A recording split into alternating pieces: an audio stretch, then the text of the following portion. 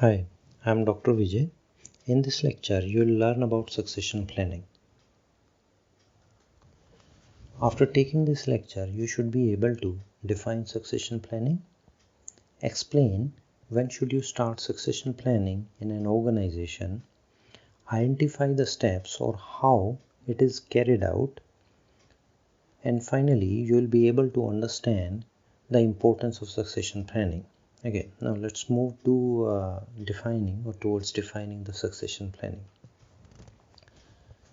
When we say succession planning, we are concerned with the process, and the process is of identifying the potential employees to take roles and responsibilities of senior level openings and eventually filling the openings. Now let us understand what we are trying to define into this definition. What we are saying is that it is a process, and the process says that we are going to identify the potential employee for what? For filling up the senior level openings, so that in case an employee, the top level individual or the middle level individual leaves the organization unexpectedly or in a way, we'll be able to fill in the position well in time so that we do not incur any kind of loss into it or into our organization. So that thereby we are planning in advance so that if some seats get vacant or some position gets vacant, that position can be filled well in time, और हम लोग अपने business को same pace पे similar efficiencies पे और may be on better efficiencies हम लोग कैरी ऑन कर सकें. There are certain steps which are involved into the succession planning. The first one is identify or anticipate HR needs. Now let's understand what we are trying to say by means of identifying HR needs. When we say identify HR needs, we are concerned with that what are the expected retirements and when people are and who are going to retire in coming years. One thing. The second thing is, do we have some knowledge about the upcoming promotions? Do we have the knowledge about the upcoming transfers? So when we have such knowledge with us, when we have the such data of the employees with us, we are able to identify the HR needs in the sense that we know that what positions will get vacant, either by means of transfers, by means of promotions, by means of retirements, by means of VRS, or by means of pink slips being offered.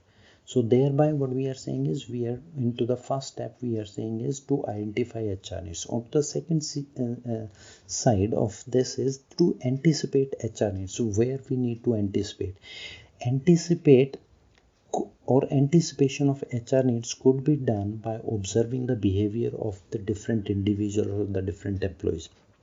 If we see that one is not willing to continue for a longer time, the behavioral tendency of the individual is such that we observe him that he leave coming years or in coming months or so.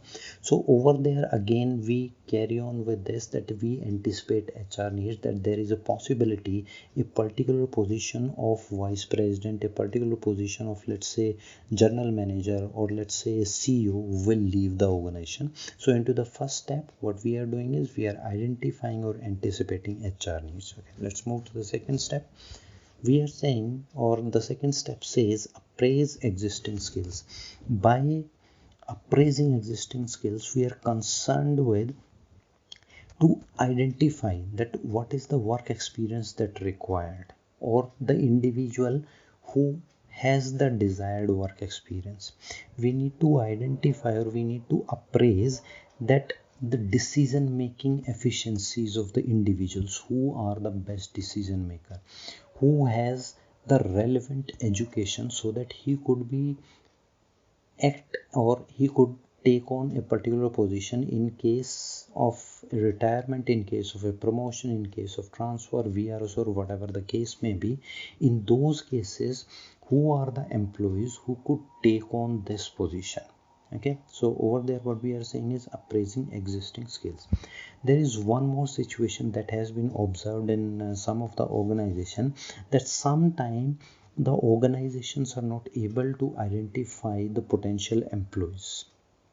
Okay, they, in those situations, what do is they hire the people from outside who deserves the expected level of experience, who deserves a decision making power that's needed for a particular position, relevant education and other experience that are needed to take on the position.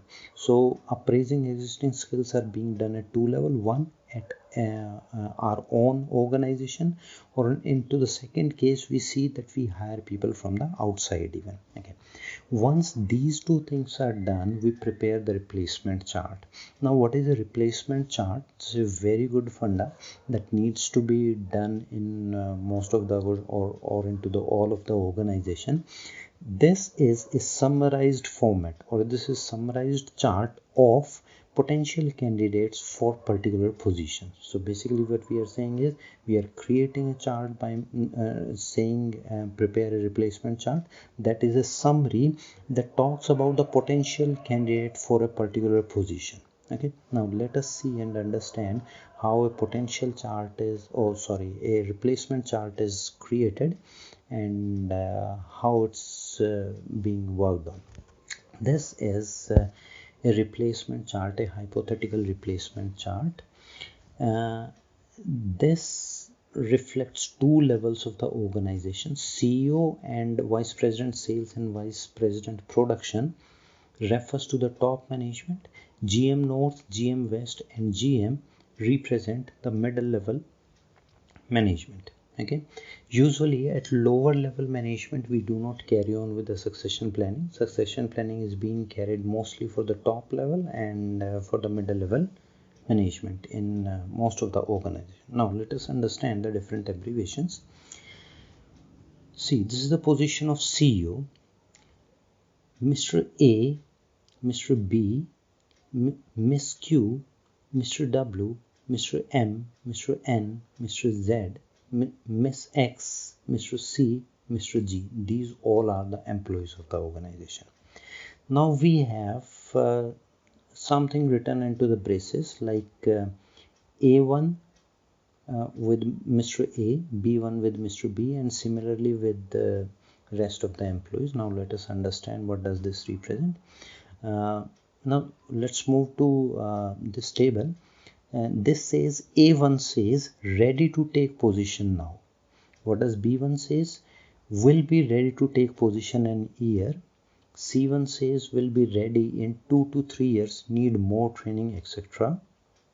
D1 says not fit to take the position. Now let's move back to the replacement chart again. See, when we say CEO, Mr. A, A1, basically saying कि in case CEO leaves the organization, we have Mr. A who is into the category of ready to take position now. If CEO leaves, we'll promote Mr. A as a CEO. Okay, so we do not need to worry at all. Now again, one question is being raised, or one question could be raised at this level, that when A is ready, why B has been placed up here into the replacement chart. Now see,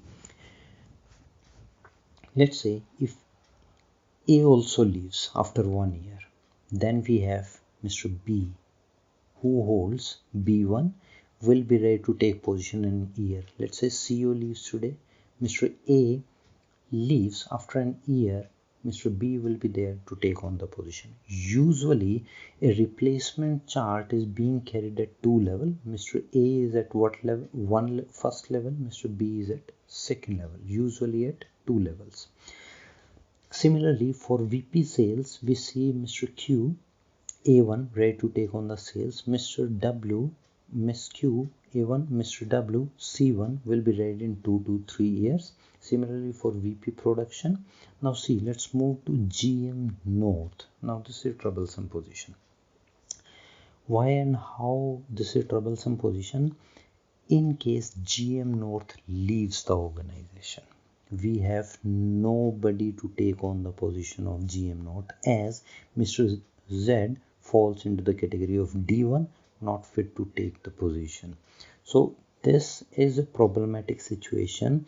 If if GM North leaves the organization, then VP sales or the complete sales department will be troubled and the North sales will be affected heavily. So for this, we are aware that this is a problematic situation, so we'll handle Mr. GM North the same way, so that do not leave our organization unless and until we have somebody to take on the position. Now I hope you are clear with the replacement chart, how a replacement chart is to be made in an organization. Okay,